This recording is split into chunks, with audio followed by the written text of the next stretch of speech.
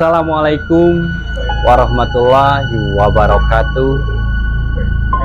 Jumpa lagi bersama saya Omen di Balik Temaram. Sahabat Teteh, kali ini saya sudah bersama narasumber dan beliau ini ingin berbagi kisah di luar nalar. Sebelum saya berkenalan dengan narasumber kita, jangan lupa di subscribe, like, komen, dan share.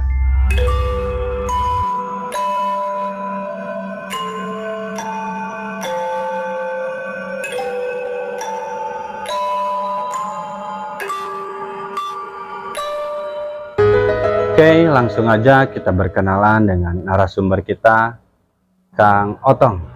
Sehat, Kang? Alhamdulillah, Kang Omen. Oke, Kang Otong, terima kasih Kang Otong udah datang ke podcastnya di Balik Temaram. Dan Kang Otong ini ingin berbagi kisah pengalaman pribadi, Kang. Sebelum kita ke cerita, mungkin Kang Otong ingin menyapa sahabat di rumah atau sahabat Teteh. Ya, Assalamualaikum warahmatullahi wabarakatuh. Selamat untuk datang di sini ya, di acaranya podcastnya di Balik Temaram. Jangan lupa di like, subscribe, dan di share. Itu aja, Kang. Oke, Kang Otong, terima kasih sekali lagi Kang Otong udah mau berbagi kisahnya di channel kita. Dan Kang Otong ini profesinya sebagai apa, Kang? Kebetulan saya ada usaha usaha di pelayanan ambulan. Pelayanan ambulan itu pribadi? Swasta. Oh, swasta ya, bukan dari pemerintah? Bukan. Nah, kalau yang saya tahu kan untuk supir ambulan ini mempunyai banyak cerita ya, Kang ya. Kalau ambulannya untuk khusus jenazah atau yang kecelakaan? Kalau kita pelayanan semua, Kang. Ada untuk jenazah, ada untuk pasien, untuk kecelakaan juga ada. Ada pengalaman apa sih saat aktivitas? Sekilas aja mungkin ya, sekilas dari pengalaman saya ketika di kegiatan saya di pelayanan ambulan. Itu banyak menceritakan ambulans mati sendiri di tengah jalan. Terus ada suara-suara aneh lah di belakang. Itu ya mungkin untuk supir-supir ambulan udah biasa mungkin kan kalau kayak gitu. Ini udah lumrah ya? Udah lumrah gitu. Untuk berhadapan dengan makhluk-makhluk tak kasat mata tuh udah biasa mungkin. Emang di ini sebelumnya untuk supir-supir ambulan ada apa ya, pendidikannya seperti itu atau gimana? Kalau untuk supir sebenarnya ada pelatihan untuk supir itu ambulan. Pelatihan untuk supir ambulan, tapi tidak ke mistisnya sih sebenarnya mah. Untuk tata cara dan penggunaan fisik mungkin ya, terutama ke fisik ya ambulannya. Oke. Langsung aja Kang Otong, mungkin untuk ceritanya awalnya seperti apa? Jadi gini Kang Omen, melenceng dari profesi saya sebagai supir ambulan, saya ingin menceritakan suatu kejadian itu sekitar tahun 2005. Mengadakan kegiatan camping, Kang. Camping di salah satu tempat di Bandung Utara. Itu hiburan biasa atau ada itu pelatihan juga? Cuman kegiatan. Dulu saya pernah melatih salah satu ekskul di sekolah. Nah, itu ada kegiatan, kalau sekarang pramuka, persami, Kang. Betul. Persami ya. Persami kegiatannya di daerah Bandung Utara. Itu kita berlima. Berlima kita mengadakan perjalanan dari Bandung ke Lembang lah, ke Lembang di jalan apa yang banyak pohon teh, perkebunan teh. Kita hari pertama kita ngecamp di situ berjalan normal, tidak ada suatu hal yang aneh lah, suatu aneh. Ketika keesokan harinya kita mulai melakukan perjalanan kembali memasuki hutan belantara, masuk ke dalam hutan. Rencananya tuh kita ke satu titik di Gunung Burangrang, titik akhirnya di Gunung Burangrang. Kita berangkat itu sekitar pukul 6 sore. Nah, kita tidak tahu cerita-cerita dari warga lokal di situ bahwa kalau lewat dari maghrib diusahakan jangan melewati jalur tersebut. Berarti udah ada histori mungkin. Ada histori, cuman teman-teman mengindahkan itulah. Karena tidak tahu, kita coba melakukan perjalanan. Kita tuh start di perkebunan teh itu pukul 6 sorean, masuki perhutanan, masuk ke hutan, jalan yang awalnya tuh kita mengikuti ada jalurnya, ada jalur jalan biasa kita coba ikuti. Ketika di tengah-tengah tuh kita mengalami kebuntuan, ini kemana? Jadi jalan tuh ada perempatan gitu, antara ke kiri, ke kanan atau lurus. Emang sebelumnya nggak di mapping dulu?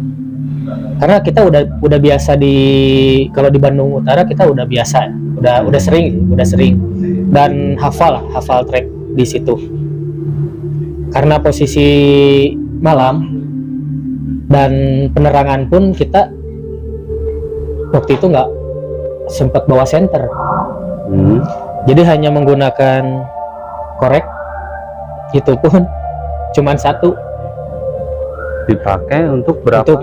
Untuk kita berlima. Dalam penerangan cuma satu korek. Nah itu yang dipergunakan untuk penerangan. Ketika kita coba, salah satu teman saya ngatan, coba ke kiri. Kita coba ke kiri, turunan, kita sampai bawah, itu ada suara arus air. Wah, kata saya tuh, oh ini benar jalannya ke Curug Layung, arah ke Curug, karena ada jalur air. Kita coba turun. Ketika di bawah kita bertemu seseorang. Manusia kah? Kurang tahu. Awalnya kita menganggap itu ya orang biasa. Kita bertemu, berpapasan biasa. Kita berlima pun melihat orang itu. Emang dari teman-teman sendiri dan Kang Otong tidak ada berpikiran kok malam-malam ada orang gitu di sana? Karena kita biasa trek jalur itu ya memang diperuntukkan untuk jalur untuk melewati dan untuk tujuan ke Burangrang. Dikira udah biasa aja orang-orang yang seperti tim. Cuman yang jadi janggalnya tuh kok sendirian. Teman-teman tidak berpikir aneh-aneh awalnya, entah tidak mau cerita atau seperti apa, saya juga belum tahu waktu awal bertemu seseorang itu. Itu yang lihat semua berlima-limanya itu melihat. Karena kita berpapasan. ketika naik, pikiran kita kan naik ke atas, posisi datar, nanti turun, hampir sampai ke kaki gunungnya Burangrang. Kita coba naik, ternyata balik lagi Kang ke posisi awal, kita mau masuk ke hutan. Berarti salah jalan. Kalau menurut kita sih benar, Tapi akhirnya muter lagi gitu. muter lagi, maksudnya. balik lagi. Kita berlima ya, positif aja. Wah, salah mungkin. Kayaknya mah pas naikan tuh kan ada jalan cagak gitu ya. Ada yang naik ke atas, ini juga ada yang naik ke atas tapi agak ke kanan.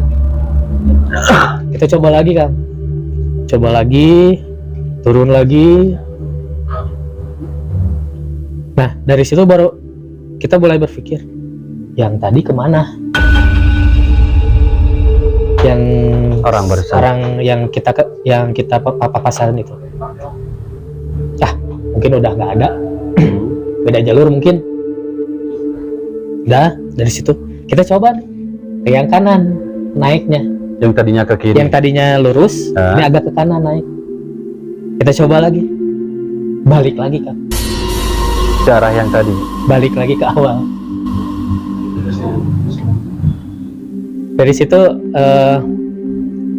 kita sama teman-teman istirahat sejenak di lokasi awal ketika akan masuk ke hutan. Sambil ngobrol seperti biasa, sambil ngerokok. Inisiatif dari teman, udah orang bikin kopi weh, kurang masak air. Masak air dulu, bikin kopi, ngobrol. Sambil ngobrol, gimana? Mau dilanjut nggak? Posisi itu jam 9 Malam. Jam 9 malam. Itu dari maghrib muter-muter 2 kali itu sekitar 3 jam ya, dari jam 6 sampai jam 9 malam. Paksain lah, tanggung, karena dikit lagi. Oke, kita rokok sambil ngopi, selesai kita lanjut jalan. Kita coba lagi turun. Penasaran, lurus lagi Kang. Yang nanjak yang lurus. Penasaran, balik lagi Kang. Itu ketiga kalinya. Setelah itu teman-teman berpikirnya apa tuh? Berpikirnya baru mulai ada salah satu teman saya bilang gini, buah-buah disasapkan gitu. Mulai dari situ rada horor. Traveling ya. Ya, suasananya mulai traveling kemana-mana pemikirannya, dan kita pun mau nggak mau harus membuat tenda. Kita coba jalan lagi Kang, tapi tidak ke bawah. Kita coba arah yang lurus, tidak ke bawah. Saya coba lurus sama teman-teman. Posisi jam 12 pas kalau nggak salah. Posisi jam 12 pas itu kita posisi nggak tahu di mana. Cuman kita menemukan sebuah gubuk. Itu sepertinya biasa untuk istirahat petani apa? Karet gitu. Karet nggak tahu apa. Dinas. Kita coba situ, istirahatlah di situ. Istirahat di gubuk, kita menemukan tumpukan apa? Kayu bakar dari pohon-pohon pinus. Teman ada yang bilang ini, lumayan buat api unggun. Kata saya, lah, bisa eno bogana kudu bebeja heula, nyaga eueuh jelemana. Tuh. Itu cuma kayu aja atau? Ya, gubuk, terus banyak tumpukan, kayu-kayu buat bahan bakar, buat apa? Api unggun, buat masak lah kalau di kampung. Dari situ kita coba ambil berapa ikat ya, lupa saya berapa ikatnya. Kita coba bikin api unggun. kita bikin api unggun, kita coba istirahat di situ, memutuskan untuk istirahat dan membuat flashsheet untuk istirahat sambil ngobrol, ngopi, canda gurau, sambil nyalain api unggun, ngobrol-ngobrol biasa, dan kita pun terlelap tidur tanpa istilahnya membuat tenda yang baik gitu, buat enak, dibikin enak enggak. Entah itu lelah atau seperti apa, yang jelas kita tuh berlima udah weh, tidur weh semua Karena kecapean mungkin ya. Malam-malam nggak kelihatan ya, karena apa, si penerangan kan cuman dari korek doang. Ada teman tiduran, wah lumayan ya, angel buat bantal, tiduran pada tiduran, kejajar teh tiduran teh, bari ngelihat ke atas, lap pada tidur.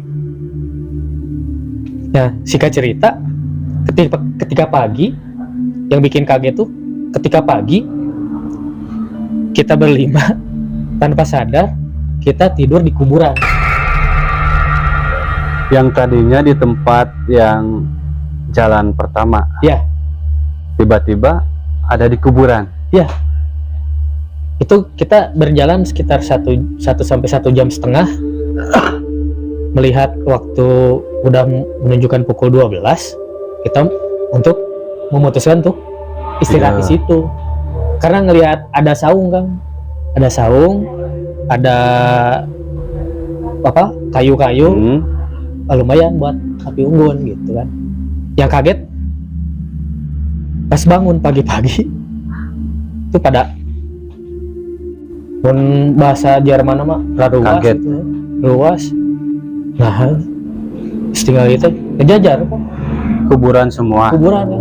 Tapi waktu malam tidak terlihat. Nggak kelihatan, kayak biasa weh, kayak kebun, kayak bekas kebun habis dipanen, kayak gitulah posisinya, karena posisinya datar. Pagi-pagi kaget, nggak tahu ada berapa biji ya, ada yang kecil, bayi maksudnya, ada yang panjang, ada yang astagfirullahaladzim, ya mah kuburan itu mah. Langsung beres-beres, nyimpen uang kan buat di saung kan, kita ngambil berapa ikat kayu kan, sebenarnya duitnya didinya langsung ini berangkat. Dan itu tanpa kita rencanakan, kita tidak jadi naik ke Burangrang akhirnya. Yang rencananya mau naik ke atas ke Burangrang, akhirnya pulang lagi. kan. Dan Jadi itu cerita apa yang kalau sekarang menurut nalar kita ketika udah pulang baru terfikir gitu. baru ngeh makin baru ngehnya tuh menemu kuburan, pulang, pas sampai kita kan ngumpul di sekolah, baru pada cerita, saya lihat ini. Jadi ketika di sana mah silent aja teman-teman, nggak mau pada berani mungkin. jadi menahan untuk bercerita karena takut. Posisinya kita kan lagi di tengah ya, lagi di tengah hutan, takutnya kan gimana mungkin. Dan apa yang diceritain oleh teman-teman? Jadi yang awal yang berpapasan itu kan, kata teman tuh dia tuh berjalan, di belakangnya ada harimau. Salah satu teman. Ya, tapi dia baru, pokoknya mah semua cerita itu baru diceritakan ketika kita pulang ngumpul di sekolah. Dan Kang Otong sendiri waktu itu melihat apa? Kalau saya sih hanya melihat sosok yang laki-laki aja. Tapi untuk teman Kang Otong Ada berbeda-beda cerita. salah satu teman saya yang melihat itu berjalan, tapi di belakangnya ada harimau. di belakang kita atau di belakang si orang yang berpapasan sama kita. Gitu kan. Cuma dia yang lihat. Ya, yang lainnya sih ketika yang nemu gubuk itu, nemu gubuk, ada katanya ada nenek-nenek, ada kakek-kakek. Kalau saya sih kan nggak lihat ya, nggak tahu. Cuman nggak ada perasaan apa-apa. Saya mah lempeng gitu. Tapi orang teman-teman lihatnya Kalau teman-teman sebagian sih ada yang dan merasa. kenapa tidak bilang waktu itu? Nah, karena pas ketika ngobrol itu, ya dia bilangnya gitu. Saya kalau bilang di sana takutnya kenapa-kenapa. Dengan alasan seperti itu. Ya, makanya baru cerita ketika kita pulang, katanya gitu. Ya mungkin ceritanya itu kan Jadi disesatkan ya. disesatkan. Dan baru sadar-sadar setelah selesai Ya, perjalanan. kita pulang. Kalau boleh tahu sebenarnya ada histori apa di tempat itu dari warga lokal sendiri? Ya sebenarnya saya sih kalau menurut ceritanya ya memang ada sosok yang sering membawa harimau yang didampingi harimau, dan itu pun ada. Itu berapa minggu kemudian sih kita cari-cari info tentang, karena aneh juga gitu, anehnya kita muter-muter 3 kali gak nemu jalan. Ketika kita memutuskan untuk beristirahat, ternyata kuburan. Padahal awalnya biasa. Kata warga sekitar nggak ada kuburan kan? Oh, kata warga Nggak sekitar di sana nggak ada ada. kuburan. Tapi pas pagi-pagi Ya pada bangun, tunggu. aneh juga. Iya makanya. Oke, Itu kan ceritanya kan. ya terima kasih Kang Otong untuk ceritanya. Menurut saya di luar akal sehat juga ya. Dan sebelum mungkin saya tutup, Kang Otong, ada salam-salam buat sahabat DT atau di rumah juga. Mungkin pesan aja ya, pesan buat teman-teman sahabat DT ya. Ketika kita akan mendatangi suatu tempat asing atau yang belum kita tahu historisnya,